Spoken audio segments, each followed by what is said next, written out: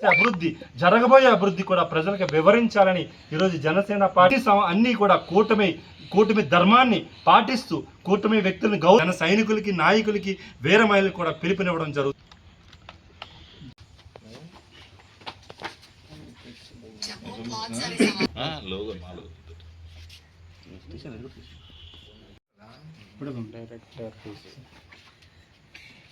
త్వరలో జరగబోయే స్థానిక సంస్థ ఎన్నికల కోసం ఈరోజు కూటమి ప్రభుత్వం ఏర్పడి 2 సంవత్సరాల దగ్గరికి రావస్తున్నదిగా ఈ 2 సంవత్సరాల నెలలో కూడా కూటమి ప్రభుత్వం ఏర్పడ్డాక గౌరవ ముఖ్యమంత్రి వారు చంద్రబాబు నాయుడు గారు ఆయన విజనరీస్తో అలాగే మా జనసేన పార్టీ అధినేత గౌరవ మా రాష్ట్ర ఉప ముఖ్యమంత్రి శ్రీ కొణిదెల పవన్ కళ్యాణ్ గారు సారథ్యంలో ఈరోజు రాష్ట్రంలో చూస్తే గత 10 సంవత్సరాల్లో రాష్ట్రంలో ఎక్కడ లేని విధంగా ఈ 2 సంవత్సరాల్లో సంక్షేమం కానీ అభివృద్ధి కానీ రెండు కూడా సమానమైన వేగంతో ఈరోజు రాష్ట్రంలో ఈరోజు జరగడం జరుగుతుంది. గత 2 సంవత్సరాల నెల నుంచి కూడా మన కూటమి ప్రభుత్వం ఏర్పడ్డాక మనం ఆ రోజు ఎలక్షన్ ముందు ఏదైతే సూపర్ 6 అనేది ఇచ్చామో సూపర్ 6 ఇచ్చే ప్రతి కార్యక్రమాన్ని కూడా ఈరోజు విజయవంతంగా ఈరోజు ప్రతి ఒక్క నియోజకవర్గంలో ఈరోజు మనం చూస్తుంటే కూటమి ప్రభుత్వం ఏర్పడ్డాక ఈరోజు ప్రజలందరూ చాలా సంతోషంగా ఉన్నారు. కూటమి ప్రభుత్వం వచ్చాక సంక్షేమంతో పాటు అభివృద్ధి ఏ విధంగా జరుగుతుందో మనకు తెలుసు. మన ఉత్తరాంధ్ర వరకు చూస్తే అక్కడ రైల్వే జోన్ అవ్వచ్చు, అలాగే గూగుల్ డేటా సెంటర్ అవ్వచ్చు, అలాగే మన పక్కనే ఉన్న భోగాపురం ఇంటర్నేషనల్ ఎయిర్పోర్ట్ అవ్వచ్చు. ఇలా చూస్తే ప్రతి అభివృద్ధి కార్యక్రమం కూడా ఎన్నో వందల సంఖ్యలో ఐటీ కంపెనీలు ఈరోజు ఒక వైజాగ్ ఒక గేట్వేగా ఈరోజు తయారవ్వడం చూసాం. ఇవన్నీ కూడా అభివృద్ధిలో భాగంగా ఈరోజు అనుభవం, చిత్తశుద్ధి, ఒక కమిట్మెంట్ ప్రజల పక్షాన ఉండడం వల్ల ఈరోజు ఇంత వేగంగా ఈరోజు మన రాష్ట్రం అభివృద్ధి చెందుతుంది.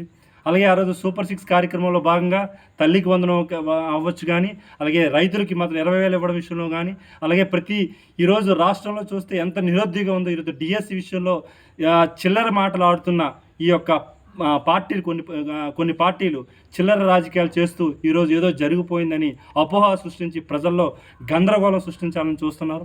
ఈరోజు ఎంతో పారదర్శకంగా ఎందుకు రిజెక్ట్ అయిందో డిఎస్సి అభ్యర్థులు దాని విషయాలు కూడా క్లారిటీగా వెబ్సైట్లో పెట్టడం కూడా జరిగింది. ఇవన్నీ కూడా ప్రజలు గమనిస్తున్నారు. రేపు స్థానిక సంస్థ ఎన్నికల్లో ప్రజలు ఖచ్చితంగా వాళ్ళకి అసలు క్యాండిడేట్లే ముందుకు రారు అనే పొజిషన్లో ఈరోజు ప్రతిపక్షం అనేది ఉండడం మన రాష్ట్రంలో చూస్తే నిజంగా ఈరోజు ప్రజలందరూ కూడా వాళ్ళ పక్షాన్ని చూసి చాలా చాలా అసహ్యంగా వాళ్ళ యొక్క ప్రవర్తన చూసి ఈరోజు నవ్వుకుంటున్నారు ప్రజలు. ఎందుకంటే ప్రభుత్వం వచ్చిన తర్వాత మహిళలకి చూసిన బస్ ఫెసిలిటీ కానీ, గ్యాస్ సిలిండర్ కానీ, అలాగే తల్లికి వందనం కానీ, అన్నదాత సుఖి ఈ విషయాల్లో ప్రతి విషయంలో కూడా ఈరోజు డైరెక్ట్ డిపిటీ ద్వారా నేతన్నలకు పవర్ సబ్సిడీ కానీ, అమౌంట్ ఇవ్వడం కానీ, ఆటో వాళ్ళకి కానీ, ఇలా ప్రతి విషయంలో కూడా మన ప్రభుత్వం ఎంతో చిత్తశుద్ధితో పనిచేస్తూ ఈరోజు శరవేగంగా మన రాష్ట్రం ప్రతి నలుమూలన కూడా ఈరోజు అభివృద్ధి చెందుతూ ముందుకు వెళ్తుంది. అలాగే మా రాష్ట్ర ఉప ముఖ్యమంత్రి పవన్ కళ్యాణ్ గారు ఈరోజు గ్రామీణ ప్రాంతంలో చూస్తే సరైన రోడ్డులు లేవు. గత 10 సంవత్సరాల నుంచి సరైన నీరు లేక, సరైన డ్రైనేజ్ వ్యవస్థ లేక ఈరోజు ఎంతోమంది మనం చూస్తున్న యాక్సిడెంట్లు అయిపోవడం, అలాగే ఏజెన్సీ ఏరియాలో చూస్తే ఇప్పటికీ కూడా సరైన మార్గం లేక డెలివరీ సమయంలో కానీ, ఆరోగ్య పరిస్థితులు బాగోలేక వెళ్ళడం కానీ ఇన్ని ఇబ్బందులకు గురవుతున్నారు. అలాంటిది ఈరోజు రాష్ట్రంలో నలుమూలలో చూస్తే కూడా మా ఉప ముఖ్యమంత్రి పవన్ కళ్యాణ్ గారు ఏ ప్రాంతంకి వెళ్ళినా కూడా ఈరోజు రోడ్డులు చూస్తున్నా, డ్రైనేజ్ వ్యవస్థ చూసినా, ఆర్డబ్ల్యూఎస్ ద్వారా నిధుల ద్వారా ఈరోజు వాటర్ ఫెసిలిటీ కానీ చాలా శరవేగంగా రాష్ట్రంలో ఈరోజు అభివృద్ధి చెందుతుంది. మనం ఈరోజు ప్రజల్లోకి రేపు స్థానిక సంస్థ ఎన్నికలకు వెళ్లే ముందు ఈ 2 సంవత్సరాలు మనం చేసే అభివృద్ధి, మనం చేసే సంక్షేమం ఈరోజు ప్రజలకు వివరిస్తే చాలు.